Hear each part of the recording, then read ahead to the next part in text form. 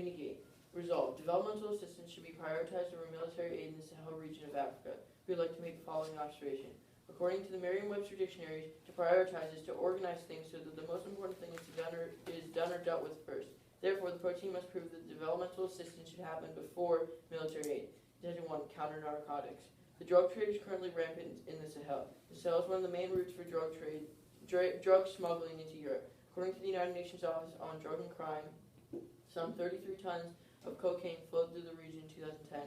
From this amount, some 18 tons worth approximately $1.25 billion is shipped to Europe. This provides organized crime syndicates with income far exceeding the national security budgets of many countries in the region.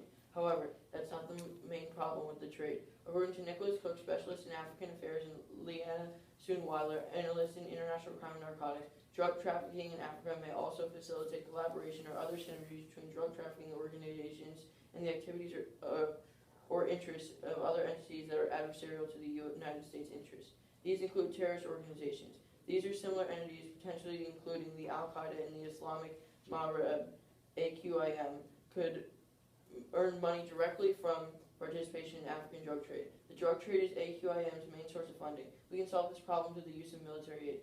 Russ Feingold of the U.S. Department of State identifies 3 goals to achieve in order to ensure long-term solvency.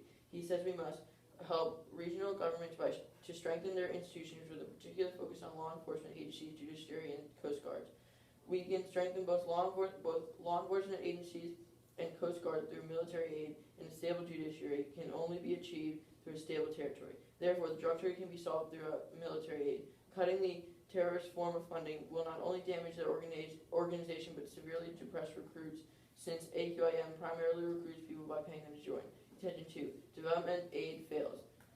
Aid can never have an impact as long as corrupt African leaders funnel funds away from aid to enrich themselves.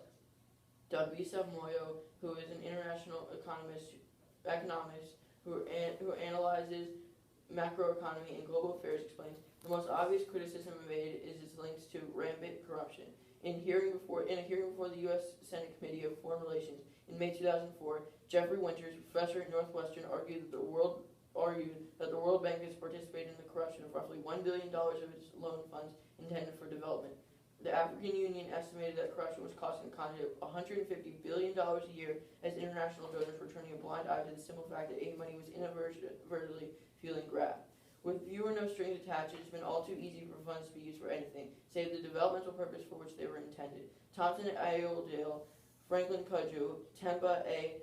Noloshungu, and Charles K. Sunwabi of the Cato Institute further saying, Patricia Adams of Probe International charged that in most cases, Western governments knew that substantial portions of their loans, up to 30%, says the World Bank, went directly into the pockets of corrupt officials for their personal use. Dambisa Moyo also explains, the constant stream of free money is the perfect way to keep inefficient or simply bad governments in power.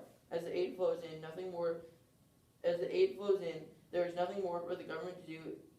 It doesn't need to raise taxes as long as it pays the armies and doesn't have to take account for its disgruntled citizens. All the government really needs to do is to court and cater to the foreign donors to stay in power. Condition 3. Military aid is prerequisite to economic aid. In order to have successful implementation of developmental aid, there must be somewhat stable government. As the Journal of Economic Development finds, foreign aid and political stability are significantly related to the growth that aid promotes when growth is allocated to politically stable countries. Margaret Taylor, who is an international affairs fellow with the Council on Foreign Relations, further saying, security is still a major issue inhabiting the project implementation of stabilization context.